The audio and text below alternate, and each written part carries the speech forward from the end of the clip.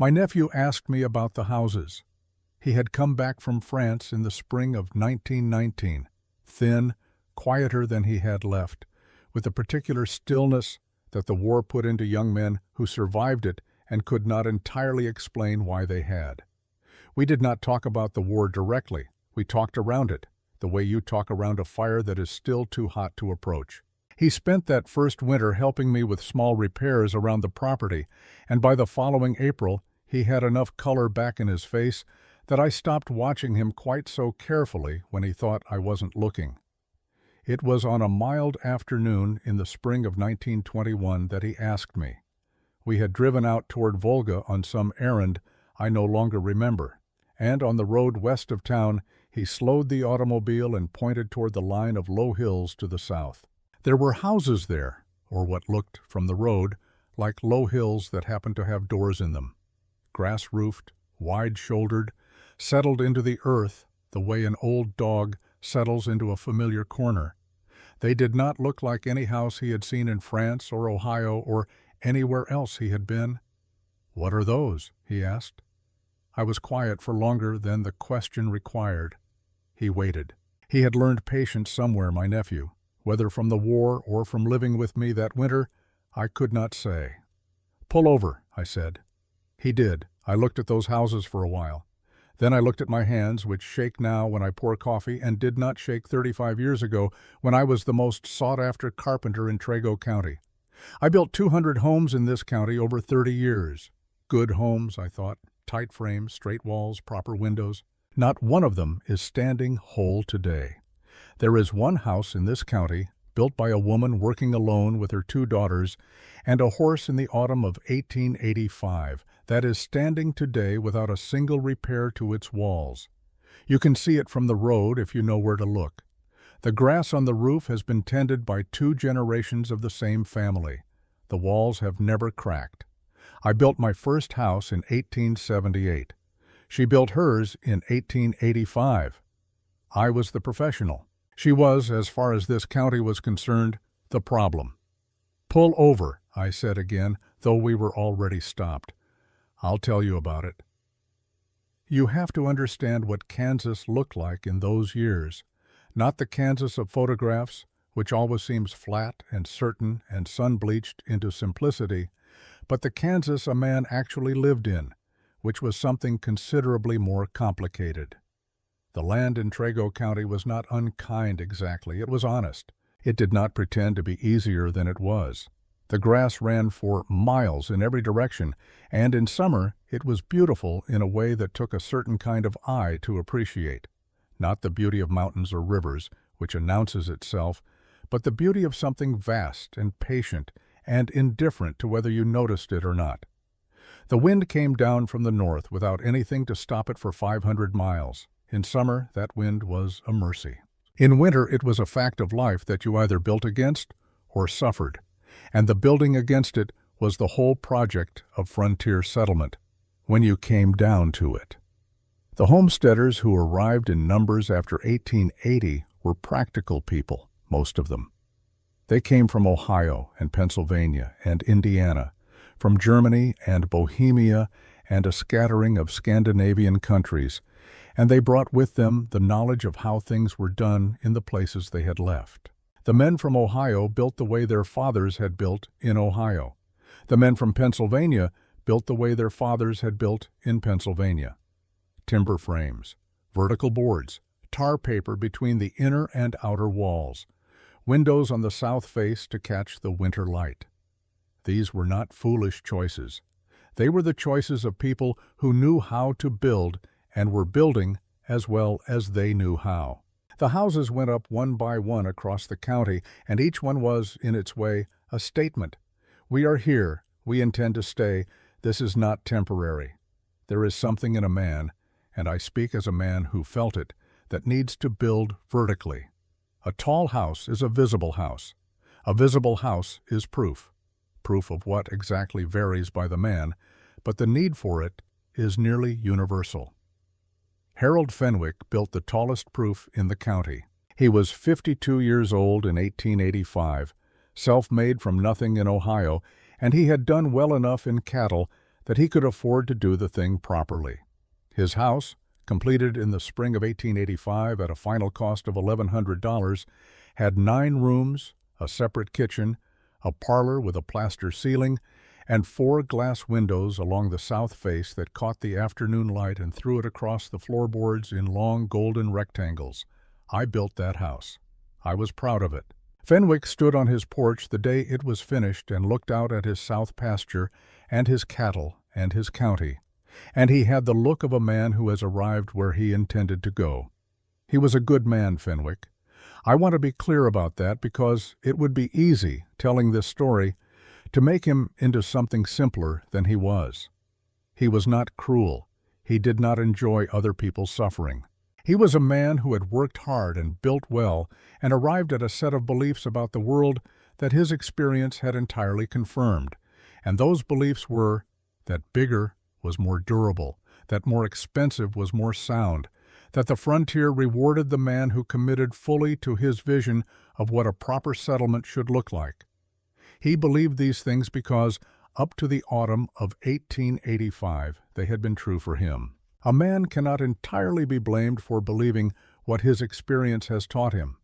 What his experience had not yet taught him, and what it was about to, concerned the nature of Wall's Astrid Voss arrived in Trego County in 1883 with her husband Eric and their 2 daughters, Ingeborg and little Ingrid. Eric Voss was a blacksmith by trade and a dreamer by disposition, which is not always a useful combination on the frontier, but is not always a harmful one either. He had a genuine gift for getting on with people, for finding the conversational register that put a stranger at ease, and this made him well-liked in the county almost immediately. Astrid was different. She was not unfriendly.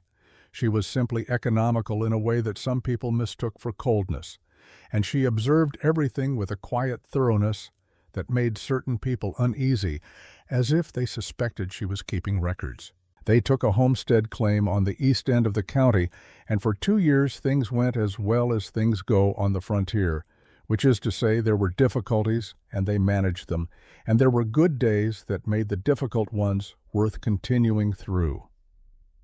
Eric Voss died in August of 1885. A summer fever, which is a plain name for an ugly thing. He was sick for 11 days and then he was gone, and Astrid was left with 2 daughters, a land claim that was not yet fully established in law, a horse named Burke, and a set of tools that included, among other things, a broad-bladed cutting implement that she had brought from Norway and that I had never seen the like of before and have not seen since. The legal situation after Eric's death was the kind of situation that frontier law created regularly and addressed inadequately. The better portions of the claim, the flatter ground, the easier soil, were disputed by a neighboring claimant who had been waiting for exactly this kind of opportunity. What Astrid retained, after the county recorder had done what county recorders do, was the north-facing slope of a low clay hill at the far eastern edge of the original homestead. No timber on it. Heavy clay soil that wept water in spring and cracked in summer, and was, by general agreement, the least promising agricultural ground in that section of the county. 3 men suggested to her, in the weeks after Eric's funeral, that she might consider selling the claim and moving into Volga to take in laundry or domestic work. They meant it kindly, I believe. The frontier was not a soft place for a widow without male relations, and they were not wrong that her situation was difficult. She thanked each of them and said no. She said it each time in the same even voice, without explanation or elaboration, and after the 3rd man reported back to the general store that she had declined, the county largely let her alone to whatever fate awaited her on that clay hill. I first saw her 3 weeks after Eric's burial. I was riding past on my way to a job site, and she was standing alone on her slope in the late afternoon, looking at the ground. Not looking at it the way you look at something you are trying to decide about, but the way you look at something you are trying to understand. The specific, patient attention of a person doing a kind of reading that has no obvious text. I raised my hand. She nodded. I rode on. I have thought about that moment many times in the years since. I was 36 years old, the best carpenter in the county, by common agreement, and I rode past a woman reading the ground and thought nothing of it except that she seemed a strange sort. It did not occur to me to stop. It did not occur to me to ask what she was looking at. That is the first of my failures in this story. I want to be precise about it, not a moral failure exactly. There was no reason for me to stop, no obvious harm in riding on, but a failure of curiosity, a failure of the kind of attention I am about to describe in her. I had learned to look at timber and to understand it. I had not learned to look at anything else. She began building in early September of 1885, after the harvest, when the ground had dried to the consistency that allowed clean cutting. What she was doing was visible from the road that ran below her slope, and it attracted commentary from the beginning. Not malicious commentary at first, simply the puzzled observation of people who recognized labor without recognizing its purpose. She was cutting the earth into blocks. Methodical, back-and-forth passes with that broad Norwegian blade, Burke, the horse, pulling a small sled to carry the cut blocks to the building site. Ingeborg, 16, and already her mother's height, lifting and stacking beside her. Little Ingrid, 9 years old, hauling water and fetching tools and watching everything with the frank curiosity of a child who has not yet learned that certain things are not worth watching. The blocks were 12 inches by 24, 4 inches deep. A size I came to understand much later was determined not by custom or convenience, but by the specific relationship between a person's arm length, the optimal density of Kansas claygrass sod, and the maximum weight that could be lifted and placed precisely 800 times in a working day. I did not know this in September of 1885. In September of 1885, I knew only that she was cutting the earth into pieces and stacking them, and that the result looked nothing like a house. By the second week, the commentary at the general store had acquired a name for the project.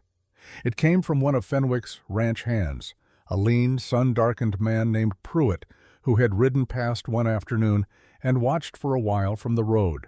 He came into the store that evening and said she was building herself a badger den up on the clay hill. The name had the particular ring of a phrase that fits too well to be resisted. The Badger House. It went around the county before the week was out, and it went with a certain affectionate contempt, the way communities speak of things they expect to see fail. Ingeborg Voss heard it in the schoolyard. She heard the version the children made of it, which was less affectionate and more direct. She stopped walking to school by the eastern road after that, adding a quarter mile to her morning walk to avoid the Riley property. She never told her mother this. Astrid, I think, would have said, "Walk the shorter way." But Ingeborg was 16, and 16 has its own kind of suffering that is not improved by the practical advice of mothers. Astrid herself appeared not to hear it. She was on the slope every morning before light and on it still when the light gave out. The blocks went up slowly, each layer offset from the one below, so that no two seams aligned, a technique that I would have recognized if I had been paying the right kind of attention, as the same logic that governs proper bricklaying. I was not paying the right kind of attention. I rode past most mornings on my way to Fenwick's site and looked and thought, there she goes, that strange Norwegian woman stacking mud on a hill. I told my wife one evening in October that the Voss woman was still at it. My wife said, "Maybe she knows something." "About what?" I said. My wife didn't answer. She went back to her sewing. I went back to my supper. I have thought about that conversation more times than I can count. The blocks rose through September and into October, 3 layers thick, each wall wider than my outstretched arms. Something was being built on that clay hill. Nobody in the county could have told you yet what it was going to mean. There are things I know about how Astrid Voss came to build what she built, and there are things I have reconstructed from what Ingeborg told me over the years, and there are things I have simply reasoned out in the way a man reasons out how a piece of joinery was made by examining the finished joint long after the carpenter has gone. I will tell you which is which as we go. A man who has carried a story for 35 years owes his listener that much precision. What I know for certain is this. On the night of the third day after Eric's burial, when the neighbors had gone home and the food they had brought was put away, and the house was quiet in the particular way that a house becomes quiet when the person who animated it is gone, Astrid Voss sat at the table with a candle and a piece of paper and drew a shape. Ingeborg told me this. She was 14 when it happened, 16 during the building, but 14 the night of the drawing, and she had come out of the sleeping area for water and found her mother at the table. She said her mother did not look distressed. She looked the way she looked when she was solving a practical problem. Attentive, inward, her pencil moving with the deliberate economy of someone who knows what they are drawing before they draw it. Ingeborg went back to bed without speaking. In the morning, the paper was folded into her mother's apron pocket, and it stayed there, so far as Ingeborg knew, through the entirety of the building. Astrid consulted it occasionally, unfolding it and looking at it and folding it again, in the manner of a person checking their own memory rather than seeking new information. She did not explain the drawing to her daughters. She did not, as far as Ingeborg could determine, explain it to anyone. I saw the paper once. This was in the winter of 1888 when I was working on the Hartley house, but I am getting ahead of myself. The point is that I saw it, and what was on it was not an architectural drawing in any formal sense. It was an outline, a cross-section of a structure seen from the end, drawn in pencil with considerable confidence, no hesitation marks, no revisions that I could see. The walls were thick, disproportionately so by the conventions I had been trained in. The roof was shallow-pitched, loaded with what appeared to be earth. The floor was dropped below grade by the depth of approximately 2 feet. There were 2 small rectangles on the southern face that I understood to be windows, and they were placed low, closer to the floor than to the ceiling. It looked nothing like a house. It looked like a drawing of a house made by someone who had never seen a house in the conventional sense and had instead imagined, from first principles, what a structure would look like if its primary purpose were to maintain a stable interior temperature through a winter that intended to kill you, which is, in fact, precisely what it was. What Ingeborg told me about her mother's knowledge came out across many conversations over many years, the way a person's history tends to emerge, not in one organized account, but in pieces attached to other things, offered when something in the present moment unlocks something in the past. Astrid Voss had grown up in Telemark, in the southern highlands of Norway, in a valley where the winters were long and serious, and the families who did not understand their relationship to the cold did not prosper. Her father was a farmer, and by necessity a builder. The house he maintained, and that his father had built, and his father's father before that, was what the Norwegians call a torvhus, a turf house. Not a primitive house, not a house made from desperation with whatever came to hand, but a house designed by generations of accumulated understanding about how heat moves through material and how the earth itself, at sufficient depth and density, maintains a temperature that neither summer nor winter can significantly alter. Her father had built an addition to the torvhus when Astrid was 6 years old, and she had watched the entire process. She had watched how he cut the turf blocks, the specific dimensions determined by the relationship between arm length and sustainable carrying weight over a long day of work. She had watched how he stacked them, each layer offset so that no seam ran through from one course to the next. She had watched him angle the roof at precisely 15 degrees, shallow enough to hold the sod load, steep enough to shed the water from snowmelt without channeling it through the walls. She had watched him place the windows, small, set low, facing south, positioned not for the view or for the light in the ordinary decorative sense, but for the angle of the winter sun, which in high latitudes travels low across the horizon and, if you place your windows correctly, will cast its light directly onto the earthen floor every clear day from November through March. The floor her father had explained to her, and she had explained to Ingeborg, and Ingeborg had explained to me, was not a passive surface. It was a participant. Dense earth absorbs heat slowly and releases it slowly. A floor that has received 6 hours of winter sunlight will continue to contribute warmth to the room for 12 hours after the sun has gone. It is a battery, of a kind. It does not discharge all at once. It gives back what it has been given, hour by hour, through the night. Her father had told her, "The fire is to feed the walls feed the room." She was 6 years old. She remembered it the way children remember the things that are told to them with conviction by people they trust absolutely. Not as information, but as fact. The kind of fact that sits beneath the level of conscious recall and operates as a foundation. She had not built a Torvus in Kansas because she had not, until Eric's death, needed to. Their original homestead ground was workable for a conventional structure. Eric had built a serviceable timber frame house in their first summer, and it was adequate for the winters they had experienced.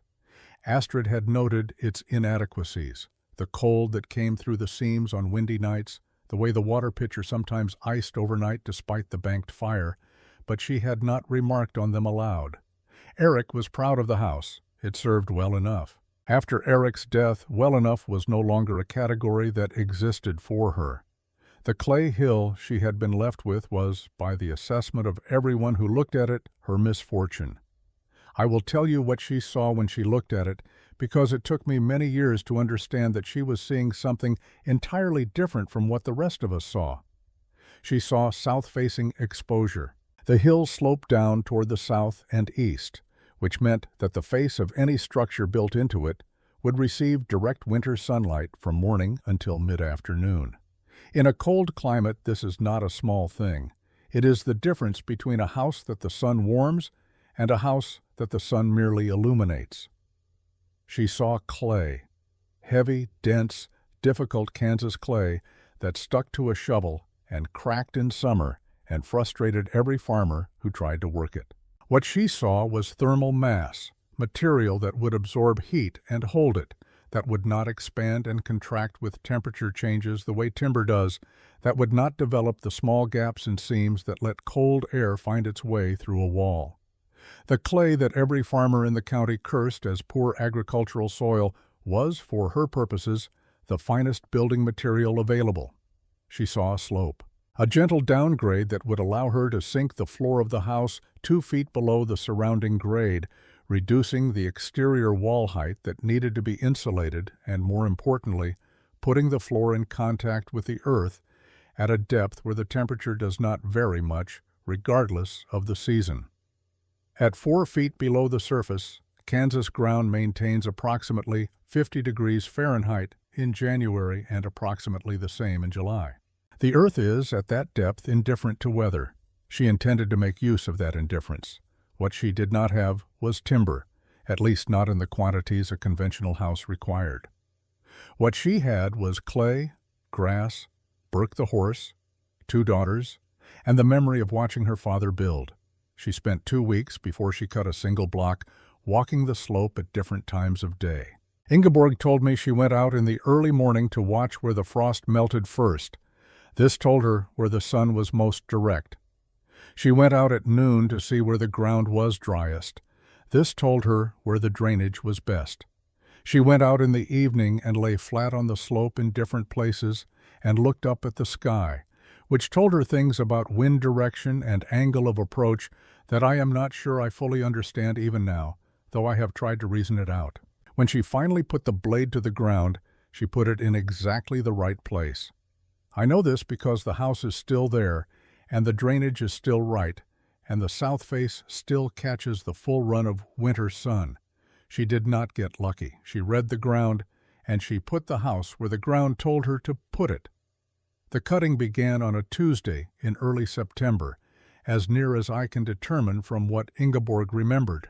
The blade Astrid used, that broad, slightly curved Norwegian implement I mentioned earlier, was designed for exactly this work, though no one in Trego County had seen its like before. It cut through the sod cleanly, parting the root mat without tearing, leaving a block with intact grass on the bottom face and clean-cut earth on the other 5. The dimensions she cut to were not arbitrary. 12 inches by 24, 4 inches deep. I have measured similar blocks in the houses built later, after she had taught the method to others, and they are consistent to within a half inch. The 12-inch width was the optimal depth for thermal performance, thin enough to be lifted without injury over a full day's work, thick enough that the block's interior temperature would lag behind changes in exterior temperature by approximately 8 hours. The offset stacking, each block placed so that its center fell over the joint between the two blocks below it, meant that there was no continuous vertical seam through the wall that cold air could infiltrate. Every course locked the one beneath it. The wall, when finished, behaved not as a stack of individual pieces, but as a single continuous mass. I know all of this now. I have known it for many years. In September of 1885, riding past on my way to Fenwick's job site, I knew only that the cuts were even and the stacking was regular, and that whatever she was building it carefully. The walls rose to their full height, 5 feet at the north face, 4.5 at the south, by the end of the 3rd week. At their base they were 3 blocks deep, 36 inches of dense clay earth between the interior of the house and the outside air. I had been building exterior walls of 2-inch pine boards with tar paper between them. I had been doing this for 8 years and had not once questioned whether 2 inches of pine was adequate for a Kansas winter at 20 below zero. It had seemed, in all the winters I had worked in, to be doing its job. What I did not understand, and what Astrid Voss understood from the time she was 6 years old, is that a wall's primary purpose in winter is not to stand up. Any competent carpenter can build a wall that stands up. A wall's purpose in winter is to slow the cold down, to make the cold work for every degree it takes from you. Her walls made the cold work for 12 hours. Mine made it work for 40 minutes, perhaps less, on a windy night. There is no way to be precise about the moment I understood this. It did not happen as a single realization. It happened slowly, the way the walls themselves went up, one layer at a time, each one locking the one below it, until the structure was complete, and you could see, finally, what it had been all along. By the end of October, the walls were done and the roof frame was going up, a few dozen timber poles laid at 15 degrees, sloping away from the south face.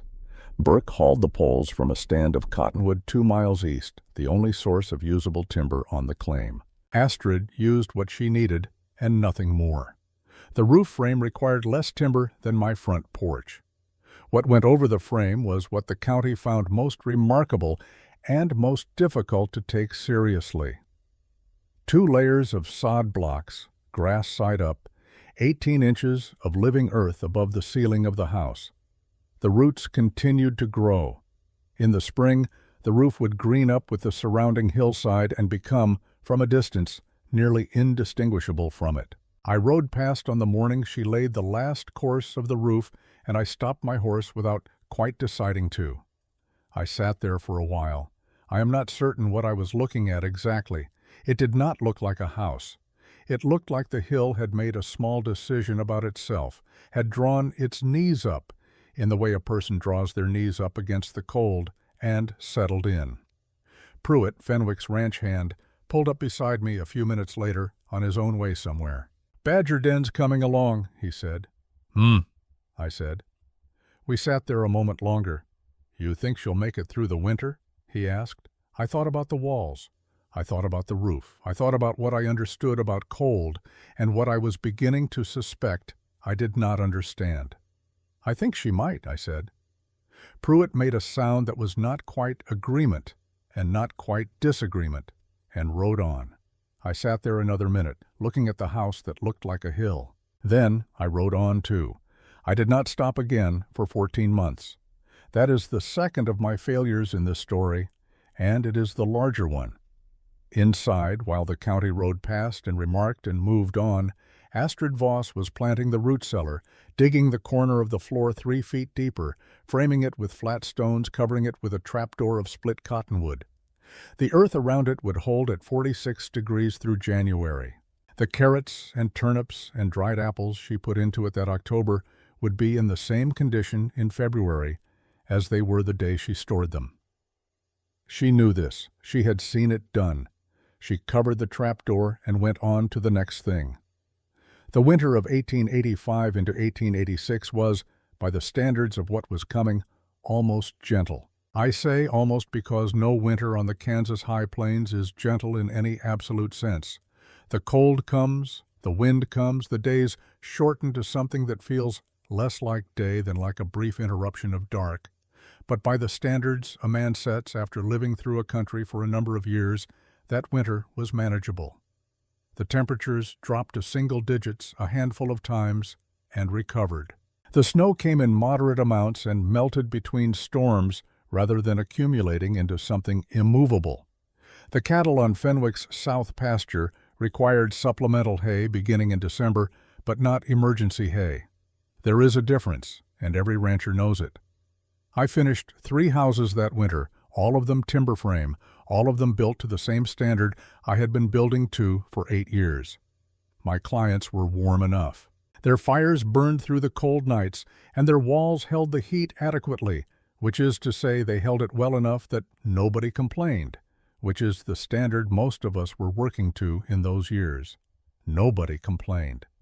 Astrid Voss's house on the Clay Hill went through its first winter with a fire so small that Ingeborg later told me she sometimes wondered if her mother had forgotten to build it up. The interior temperature, by Ingeborg's account, stayed between 50 and 56 degrees through the coldest weeks, without the stove working at more than a fraction of its capacity. They burned through less than a quarter of the firewood Astrid had stacked against the north face of the hill in November. The rest of it was still there in March, dry and waiting, when the ground began to soften. But I did not know this in the winter of 1885. I did not know it because I did not ask, and I did not ask because I had already formed my opinion of the Badger House and its builder, and saw no reason to revise it on the basis of a winter that was not particularly severe. A true test of a structure is a true winter. We had not yet had one. The county formed the same opinion, more or less collectively, and moved on to other concerns. The trouble with the first construction had come, as construction trouble usually does, in the phase that looks simplest from the outside. The walls had gone up without significant difficulty. Astrid had a method, and she executed it with the consistency of someone performing a familiar task rather than attempting an experiment, which is what it looked like to the rest of us.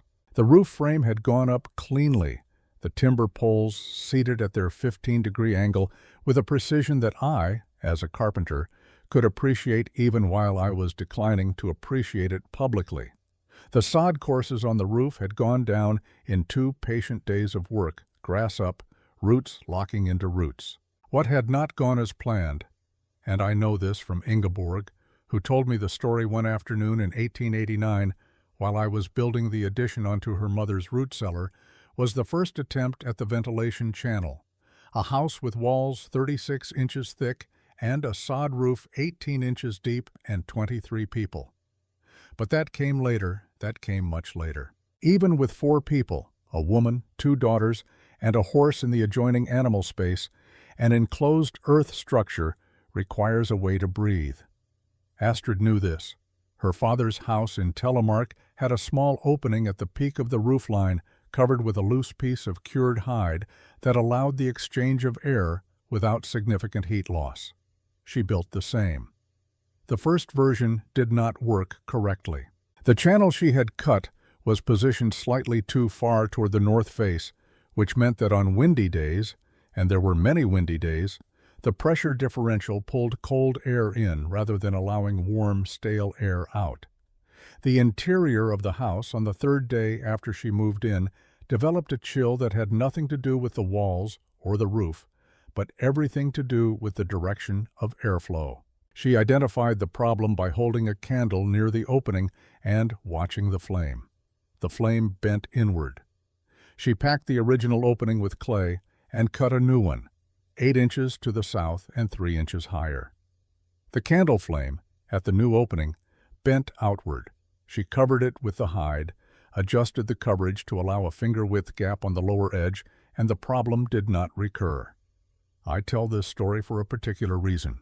People who hear about the house, and more people have heard about it over the years than you might expect, given how quietly the knowledge spread, sometimes imagine that Astrid Voss built it perfectly the first time, as if the knowledge her father gave her was complete and required no testing. It was not like that. The knowledge her father gave her was a foundation, not a finished structure. She built on it by doing, and doing required adjusting, and adjusting required the particular kind of patience that distinguishes a person who is building for the long term from a person who is building to be finished. The second failure was in the root cellar drainage. She had sunk the cellar corner 3 feet below the main floor, framed it with flat stones, and covered it with the cottonwood trap door. What she had not fully accounted for was that her clay slope, while it drained well enough on the surface, tended in spring to direct subsurface water toward the lowest available point, which was, now, the interior of the root cellar. In March of 1886, when the ground began to thaw unevenly, she found an inch of standing water in the cellar corner and her stored turnips beginning to soften at the base.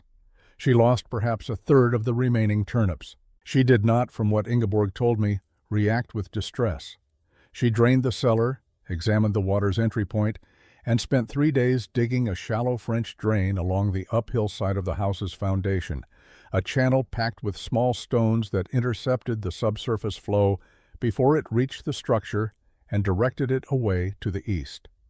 She repacked the disturbed foundation earth, restocked the cellar in autumn with the adjustment in mind, and the problem did not recur. These are the things that do not appear in the version of the story that gets told at a distance. At a distance, the story is, she built a warm house and the county was wrong about her. Up close, the story is, she built a warm house by solving, one at a time, the problems that revealed themselves in the process of building, and the solving of each problem made her understanding more complete. And the completeness of her understanding is what made the house what it eventually became. The two versions are not in conflict. The second one is simply more useful. The summer of 1886 was a good summer by any measure. The rains came at reasonable intervals. The grass on Fenwick's south pasture grew thick enough that he delayed the start of supplemental feeding by nearly 3 weeks. The wheat and corn came in across the county at yields that generated genuine satisfaction, which is not the same as celebration but is its quieter and more durable cousin. Fenwick hosted a dinner in his parlor in August for 12 of the county's more substantial residents. I was there. The glass windows on the south face caught the evening light and held it in the room past the time when the light outside had begun to go golden and long, and someone, I believe it was the county assessor, said that it was the finest room in the county and possibly in the state. Fenwick demurred with the particular modesty of a man who does not disagree. We ate well. The whiskey was good. The mood was the mood of a community that has survived its early difficulties and arrived at something that feels, provisionally, like permanence. Nobody mentioned the clay hill. There was nothing to say about it that hadn't already been said, and the saying of it had grown less interesting as the season wore on, and Astrid Voss continued to be alive and unremarkable on her slope, neither thriving conspicuously nor failing conspicuously, simply continuing, which is the most a community can usually manage to be interested in for a limited time before their attention moves on to something else. I rode past her slope on my way home from Fenwick's dinner. It was full dark by then, a warm August dark with the stars close and the air carrying the smell of the dried grass. The house on the hill was a shape against the sky, lower than anything else on the horizon, wider than it was tall, the roof indistinguishable from the hillside above it. There was a thin line of light at the edge of the high door. She was awake, or someone was. I rode on. The signs began in September, though I did not recognize them as signs until much later, when Ingeborg described what her mother had been observing through that month and I reconstructed it against what I remembered of the same period. The Canada geese came through the county in the first week of September, which was not itself unusual. What was unusual, and what Astrid noted, was that they were flying lower than she had observed in previous years, low enough that the sound of them was louder, closer, more present. Birds fly lower when the air pressure has changed at altitude. High pressure moving in from the north pushes them down, the kind of pressure that produces long, serious cold. The prairie dogs in the low meadow east of the claim sealed their burrow entrances in the third week of September. In both previous years, this had happened in October. They were reading something in the ground or the air that Astrid could not read directly, but she had learned, from her father, to treat animal behavior as data rather than coincidence. Animals that have survived many winters in a place know things about that place that no newcomer can observe directly, however careful their attention. You borrow their knowledge when you can. The grass cured differently that September, faster, closer to the root, the way it cures when a plant is not merely responding to autumn, but preparing for something more sustained. Astrid had pressed her palm flat against the soil on the south face of the hill each morning since June, monitoring the ground temperature as it rose and then began to fall. In previous autumns, the cooling had been gradual, a degree or two each week through September. In September of 1886, the cooling was faster. Not dramatic. A person not paying close attention would not have noticed, but she was paying close attention. She said nothing about what she observed.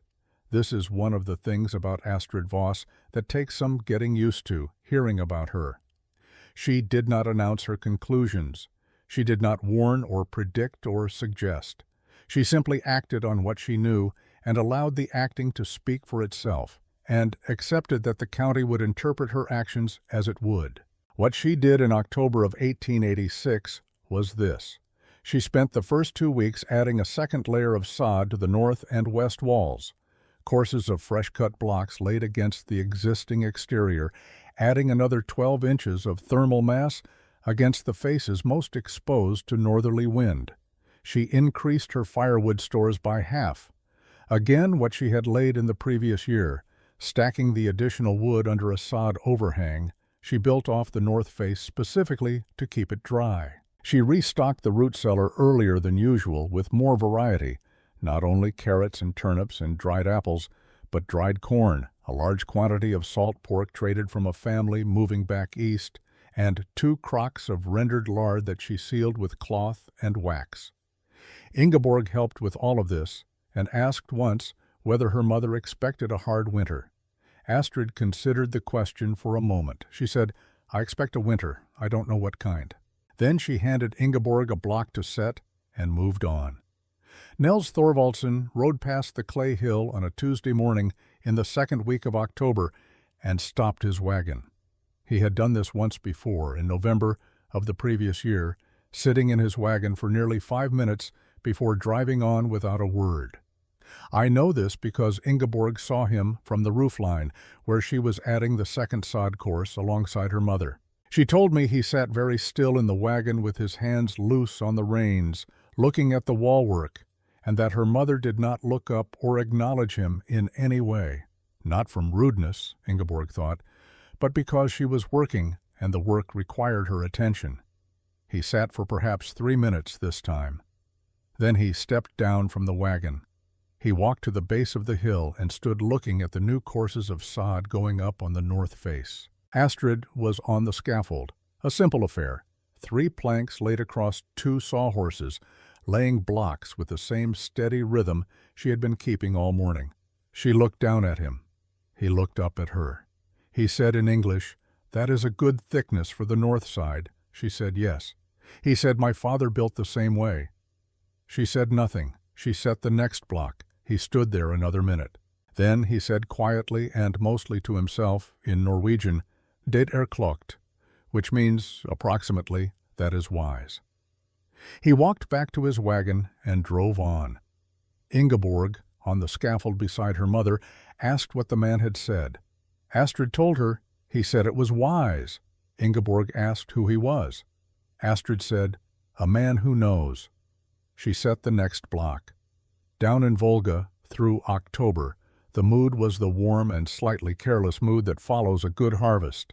Fenwick had ordered a case of whiskey from Hayes and shared it liberally. The general store was well stocked.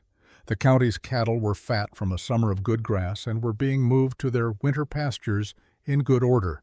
At the grain merchant's, on a Friday afternoon in late October, 3 men were discussing the coming winter and agreeing, on the basis of the mild winter of the previous year and the excellent summer just past, that the county was in good shape. Providence, one of them said, had been attentive. I was there. I agreed. None of us had looked closely at where the geese were flying. On the morning of October 29th, Astrid Voss rose before dawn and went outside and stood on the south face of her hill for a long time in the pre-light dark. The air was still in a way that was different from ordinary stillness. It had a density to it, a quality she had no word for in English and described to Ingeborg later only by pressing her hands together and then pulling them slowly apart, as if demonstrating resistance. She went inside. She checked the hide over the ventilation opening and adjusted the gap to its narrowest setting. She checked the trapdoor on the root cellar and confirmed the latch. She filled every available container with water from the spring 200 yards east, making 4 trips with Burke carrying the load before the light was fully up. Ingeborg asked what she was doing. Astrid said, "Filling the water." Ingeborg said, "I can see that. Why today?" Astrid tied off the last container and straightened and looked at her daughter with the expression she wore when she was deciding how much to say. She said, "Because tomorrow it will be harder." Ingeborg looked at the sky, which was clear and cold and gave no obvious indication of anything. She looked at her mother. She went inside and put on an extra layer. That was the 29th of October, 1886. The following morning the sky turned the color of a bruise healing from the inside, and the air that had been still went still in a different way. The stillness of something about to move very fast, and by noon the temperature had dropped 17 degrees in 4 hours, and by evening it was clear to everyone in the county, even those of us who had not been watching the geese, that something different was arriving.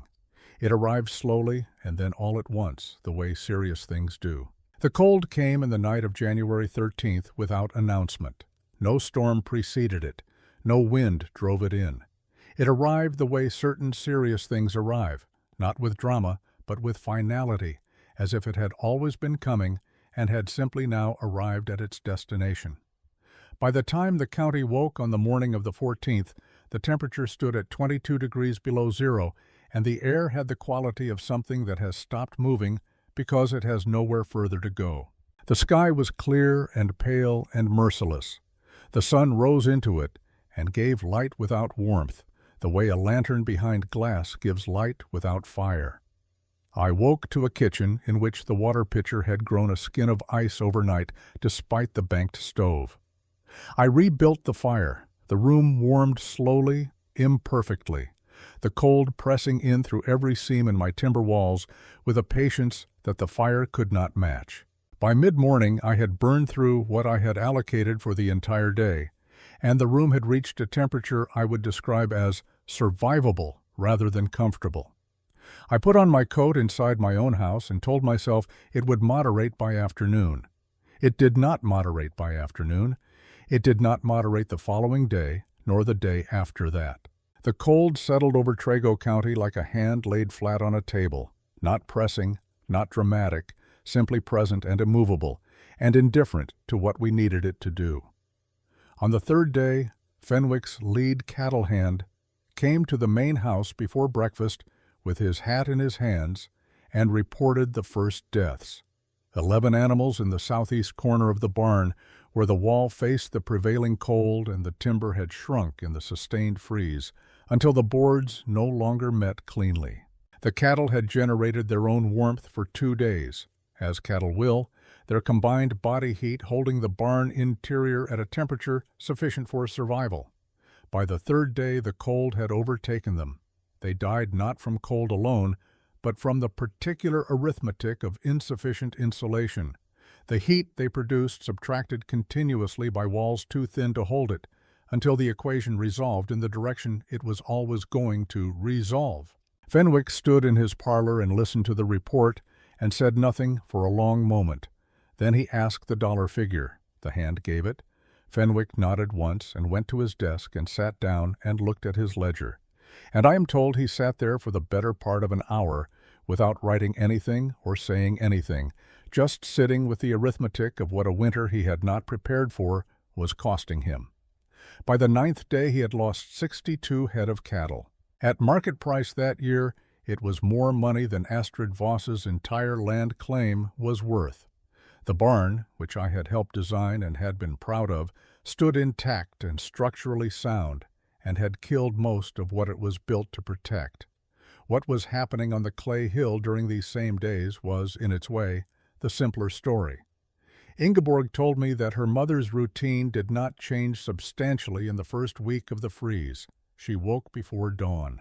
She built the small fire, not a desperate fire, not a fire built against emergency, but the same measured fire she had maintained all winter. She made porridge. She sent young Ingrid to check on Burke and the 2 goats in the adjoining animal space, whose shared wall with the main room contributed its steady, quiet addition to the warmth the earth was already holding. She ate, she worked. The interior temperature, by Ingeborg's account, held between 52 and 56 degrees through the first week. With the ventilation gap at its narrowest setting, the moisture was manageable. The walls, which had been accumulating the heat of the previous weeks in their clay mass, gave it back now with the slow generosity of something that stores well and releases carefully. The sun came through the 2 south-facing windows each clear day and lay on the earthen floor in long, low rectangles, and the floor absorbed it and held it, and gave it back through the night, hour by hour, the way her father had told her it would.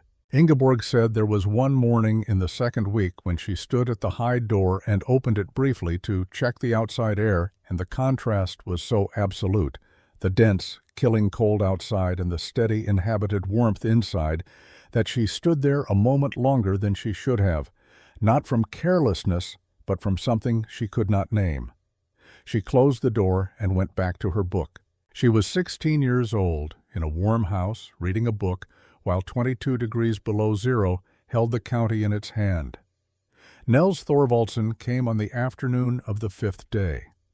He came with his wife and his 3 grandchildren, the eldest of whom was perhaps 8 years old, and was being carried on Nels's back because the snow was too deep for her to walk through efficiently. He had rigged a cloth windbreak around the children for the journey. They had come 2 miles through the freeze without a sled, because the sled runners had frozen to the ground in the night, and Nels had not been able to free them in time. He knocked at the plank door. I had built it during the 19 days, one of the small contributions I was able to make, and Astrid opened it. He stood in the doorway with the cold coming in around him and the child still on his back. He looked at Astrid. She looked at him. He said in Norwegian, the first Norwegian he had spoken to another person in 11 years, "Vi trenger hjelp, we need help."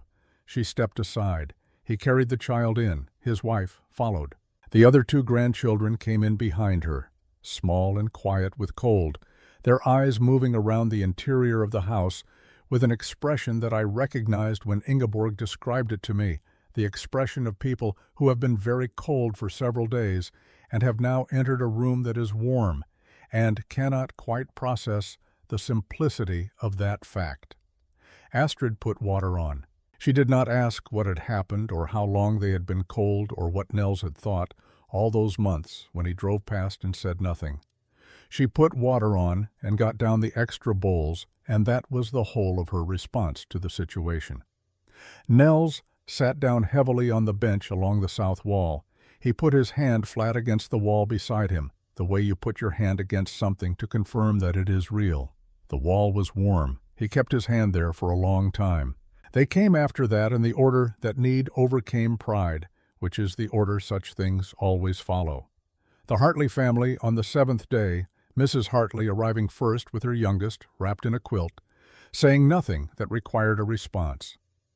Pastor Brock on the 9th day with his 2 children and a small sack of cornmeal held before him like an offering, his careful dignity not quite concealing the relief in his face when the warmth of the interior reached him at the threshold.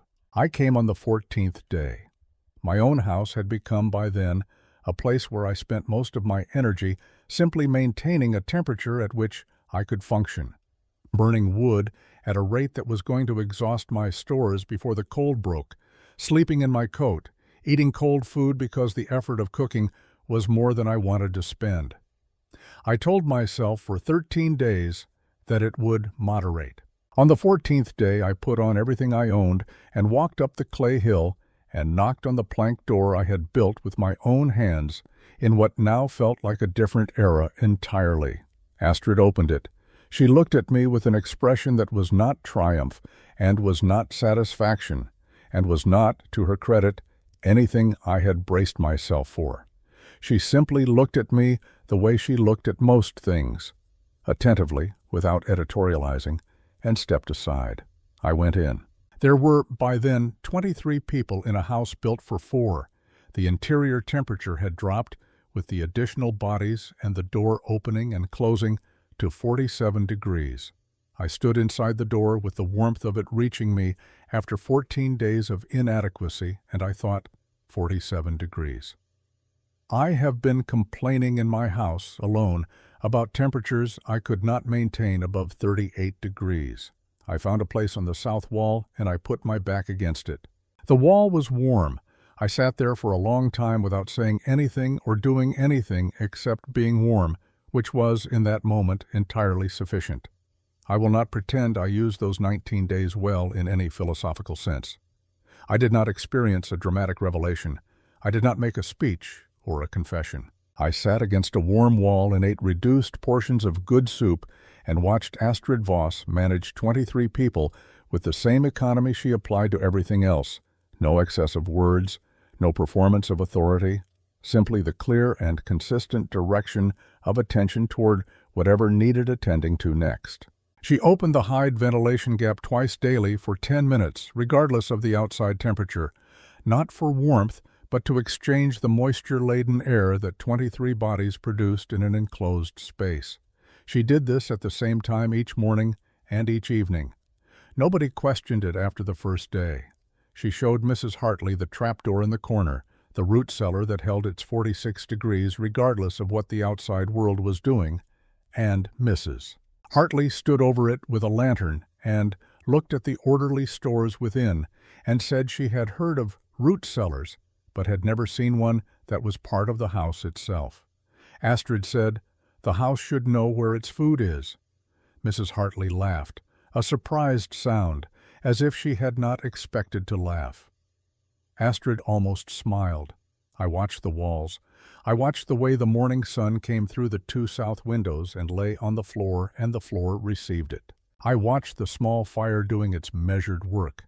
I pressed my palm against the clay wall one afternoon and held it there, and understood for the first time, not as a carpenter's abstraction, but as a physical fact, that the wall was warm because it had been fed, and it was feeding the room in return, and this exchange had been going on since October without anyone asking it to do anything more than it was already doing.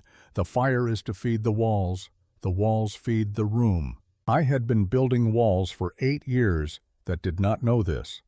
On the 1st of February, the temperature rose slowly through the single digits and past 0 and into positive numbers for the first time in 19 days. By the 3rd day, it had reached 28 degrees and the county began to move.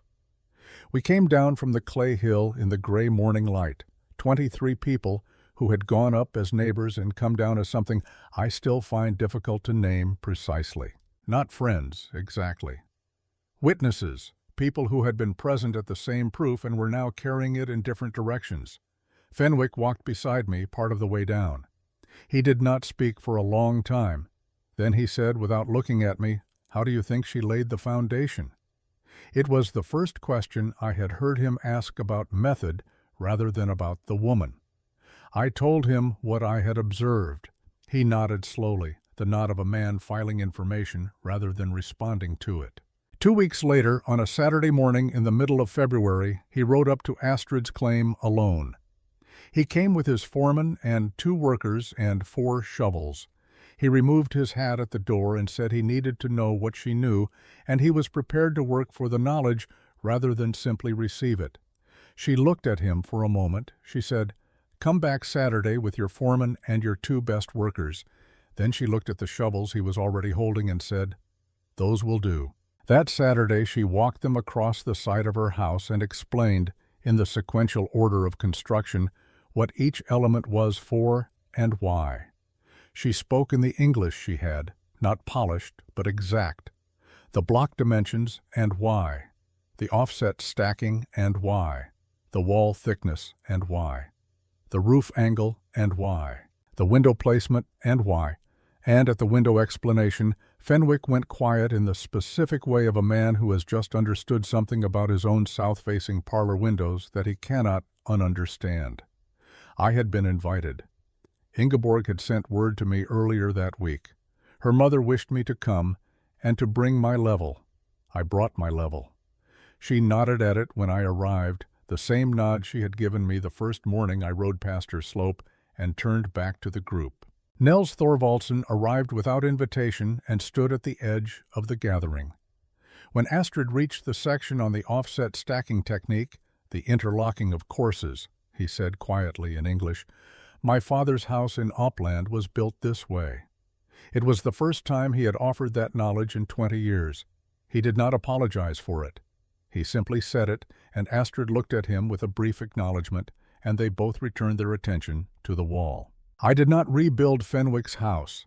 It was structurally sound, and he repaired what the freeze had damaged, the burst pipe, the cracked floor, and added, that spring, a sod wall along the north and west exterior faces 12 inches thick. He removed 2 of the large south windows and replaced them with the smaller configuration Astrid recommended. His heating costs the following winter dropped by more than half. He did not announce this publicly. He did not need to. People noticed. By 1889, there were 4 houses in the county built on Astrid's principles. I built 2 of them myself. I built them carefully, with the level she had invited me to bring, and I built them thinking about every decision I was making in a way I had not thought about decisions when I was building timber frames. What is this wall for? What does this roof know? Where will the sun be in January, and what do I want it to find when it arrives? The county called the new houses Low houses and eventually Nebraska houses, which is wrong on both counts but correct in the way that folk names are often correct. It captured the quality of the thing, its relationship to the ground, its refusal to announce itself vertically. Astrid did not seem to care what they were called. The buildings were enough. My nephew had been quiet for a long time. The afternoon had gone further than I had noticed, the light moving around to the west, the air cooling toward evening. I looked at my coffee, which had been cold for an hour. I said, "She died in 1913, in her own house." Ingeborg never described it to me, and I never asked. I only know she was there, and the house was warm, and the walls she had built in 1885 were still holding what they had always held. That seems like enough to know. My nephew looked out toward the low hills to the south, where the grass-roofed houses sat in the late light like animals resting. He said, "Do you think she knew when she built it that it would last this long?" I thought about the paper she had drawn on the night after Eric's burial. I thought about her father's voice in it. "The wall is not for you, it is for your grandchildren." And about the way she had folded it and put it in her apron pocket and carried it through 6 months of building without ever explaining it to anyone. I said, "I think she built it to last as long as it needed to last. I don't think she put a number on it." He nodded slowly. He is a thoughtful young man, my nephew, when he is not being a young man. I looked at my cold coffee and decided against getting up to warm it. The evening was coming in pleasant, and the air off the hills had the particular quality of early spring, not warm yet, but willing. A person could sit in it without complaint. I said, "She asked the land what it already knew how to do. The rest of us had been telling it what we wanted." That is the whole story, I think. Everything else is just the details of how long it takes a county to learn the difference. My nephew didn't say anything, neither did I. We sat there while the light finished its work on the hills and the grass-roofed houses settled further into the evening, low and wide and patient, the way things settle when they were built to be exactly where they are.